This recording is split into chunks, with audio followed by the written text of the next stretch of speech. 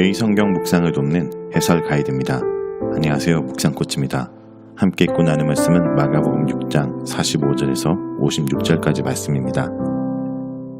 오늘 본문은 예수님께서 풍랑으로 힘겨워하는 제자들에게 물 위로 걸어오셔서 바람을 잠잠케 하시는 내용입니다. 오병이어의 기적 이후에 예수께서 무슨 위해선가 제자들을 다소 강제적으로 베세다로 배를 태워 보내십니다. 45절에서 46절입니다. 예수께서 즉시 제자를 재촉하사 자기가 무리를 보내는 동안에 배 타고 앞서 건너편 베세다로 가게 하시고 무리를 작별하신 후에 기도하러 산으로 가시니라. 본문에서 사용된 재촉하사라는 에랑카세는 누군가에게 무엇을 강제적으로 했다, 억지로 하겠다라는 의미를 담고 있습니다. 그렇다면 예수님은 어떤 의도를 가지고 그렇게 하신 것일까요? 그 이유는 크게 두 가지로 생각해 볼 수 있습니다. 먼저 46절이 분명하게 언급하듯이 예수님은 사역 후 기도하는 시간을 얻고자 하셨습니다.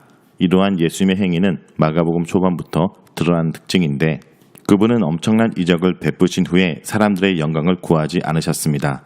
도리어 자신의 사역에 집중하기 위해서 사람들을 피하곤 하셨습니다. 제자들을 먼저 보내신 이유도 이러한 관점에서 이해할 수 있습니다. 제자들도 예수님의 사역에 열광적으로 반응하는 무리에게서 쉽게 영향을 받을 수 있었습니다. 예수님은 제자들이 자신을 따름에 있어서 헛된 영광을 구하는 위험에 빠질 수 있다는 것을 잘 알고 계셨습니다. 요한복음 6장 14절에서 15절을 보면 오병이어의 기적 이후에 사람들이 예수를 억지로 왕으로 삼으려 했음을 알 수 있습니다.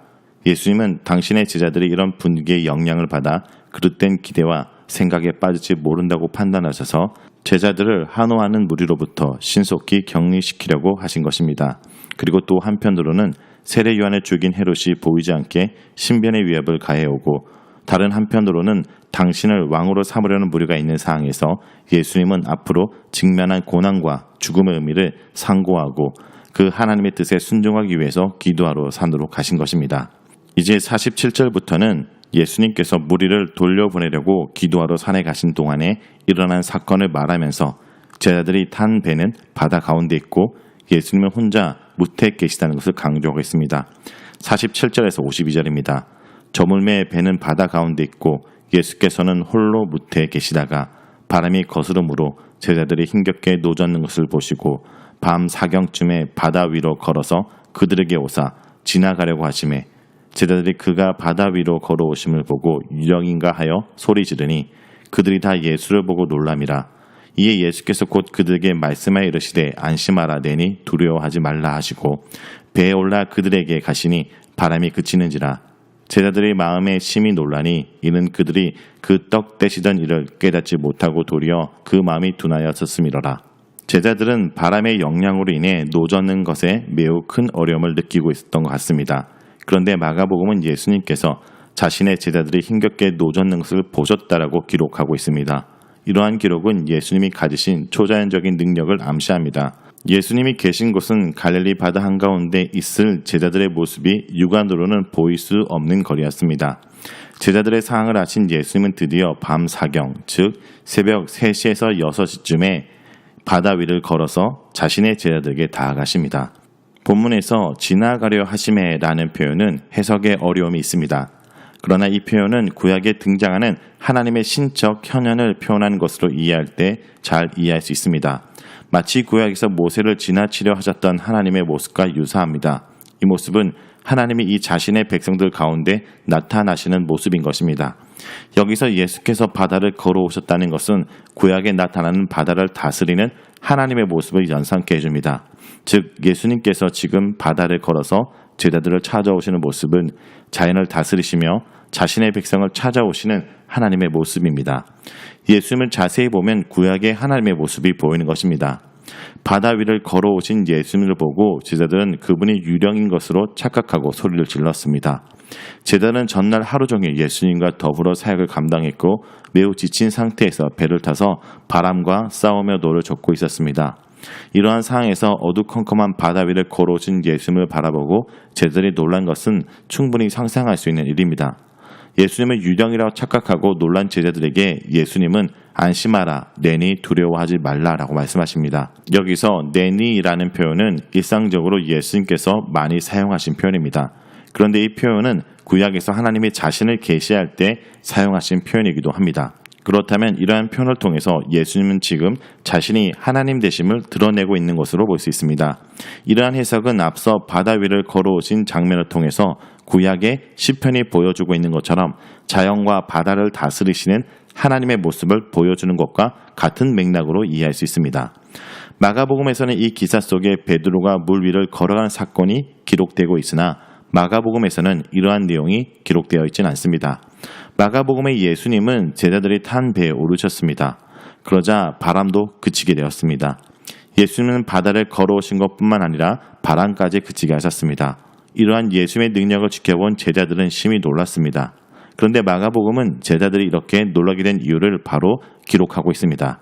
그 이유는 그들이 예수님께서 떡 되시던 일을 깨닫지 못하고 도리어 마음이 둔하여졌기 때문이라고 얘기합니다.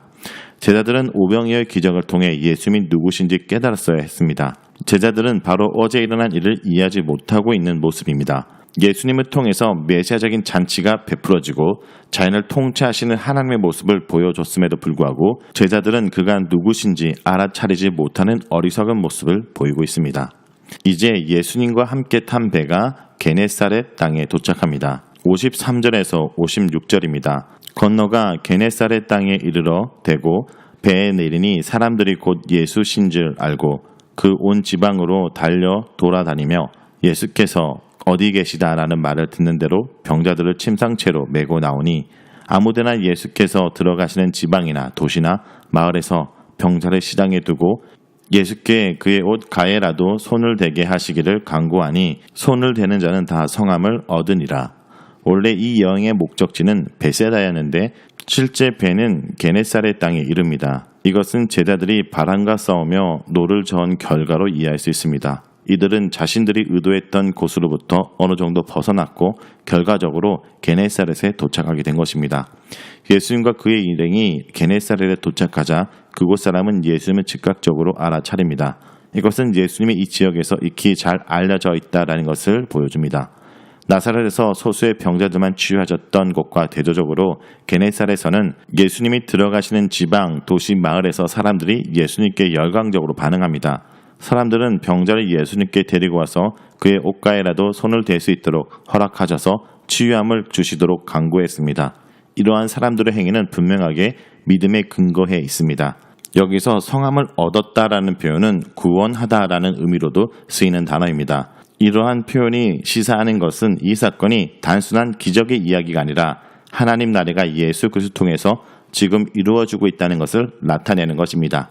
자, 여기까지가 마가복음 6장 45절에서 56절까지 내용입니다. 오늘 이 말씀을 통해 우리는 무엇을 묵상하고 적용해야 될까요? 첫째, 예수님처럼 하나님 뜻에 집중하는 삶을 살기로 힘써야 됩니다. 예수님은 오병이어의 기적 이후 즉시 제자들과 함께 강야를 떠나시고 홀로 기도하시는 시간을 가지십니다. 백성의 무리와 제자들이 예수님의 기적에 사로잡혀 있기를 원하지 않으셨고 예수님 자신도 무리의 한호와 칭찬의 유혹에서 피하기 위해서 그 자리를 피하셨습니다. 주님은 기적을 통해 수많은 사람의 인정을 받을 수 있는 기회를 버리시고 오히려 십자가 고난의 길을 걸어야 하는 하나님의 뜻에 집중하시려고 기도 시간을 가지셨습니다. 사람의 칭찬과 인정에 집중하는 삶이 아니라 하나님이 나를 지금 이곳에 부르신 그 뜻에 집중하기 위해 주님과의 시간을 확보한 것입니다. 여러분도 오늘 하루 주님과의 시간을 확보하고 주님이 나를 부르신 그 이유를 발견하길 간절히 기도합니다. 둘째, 예수님께 시선을 고정하는 삶을 살아야 됩니다. 목자 없이 바다 가운데서 풍랑을 만나 방황하는 제자들을 찾아오셔서 평화와 안식을 주십니다. 제자들의 항해는 날이 저물고 배가 바다 가운데 있고 바람까지 거슬러 부는 삼중의 고통이 덮쳐와 한 치 앞도 내다보지 못하고 나아가지 못하는 어려운 처지였습니다. 하지만 그러한 상황을 주님이 보고 계시며 그 고통의 한복판으로 찾아오셔서 말씀으로 평안해 주시고 배에 올라타시고 함께 하시기를 원하십니다. 자기 백성이 위기를 맞을 때 그들과 함께 하시려고 그 앞을 지나가시는 하나님의 임재가 지금 바다 한가운데서 우리 주님을 통해 나타나고 있는 것입니다. 지금 우리는 우리 인생에 예기치 않은 풍랑을 만나 두려워 떨고 있습니다. 그렇지만 그 풍랑의 시선을 빼앗기지 말고 안심하라, 내니 두려워 말라 라는 하나님의 말씀을 기억하고 그 풍랑을 밟고 찾아오시는 주님의 발걸음에 시선을 고정하길 간절히 기도드립니다. 오늘 주님이 여러분에게 이렇게 말씀하십니다. 안심하라. 내니 두려워 말라. 여러분이 맞이하는 그 고통과 걱정과 염려의 그 순간 주님이 함께 있음을 다시 한번 붙들기 간절히 기도드립니다.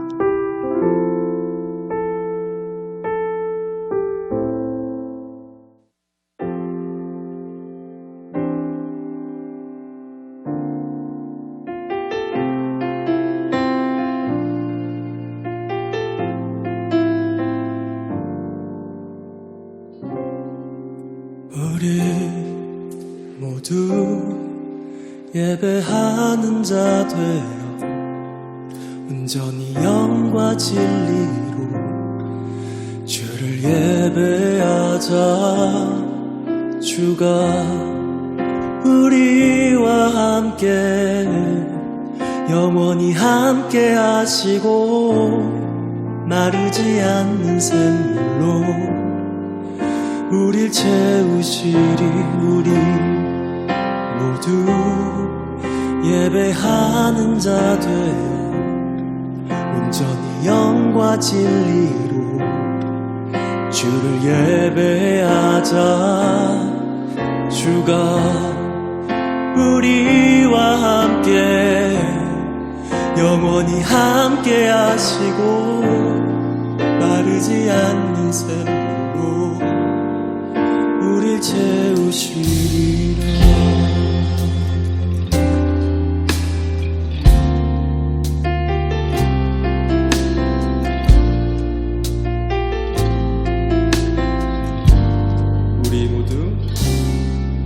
우리 모두 예배하는 자 되어 온전히 영과 진리로 주를 예배하자.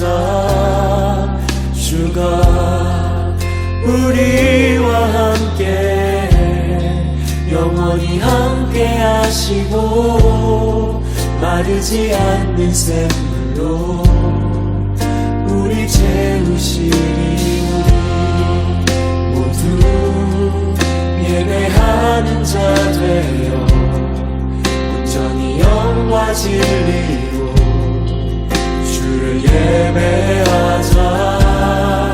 주가 우리와 함께 영원히 함께 하시고 마르지 않는 샘물로 우리 채우시니. 우리 모두 예배하는 자 되어 온전히 영과 진리로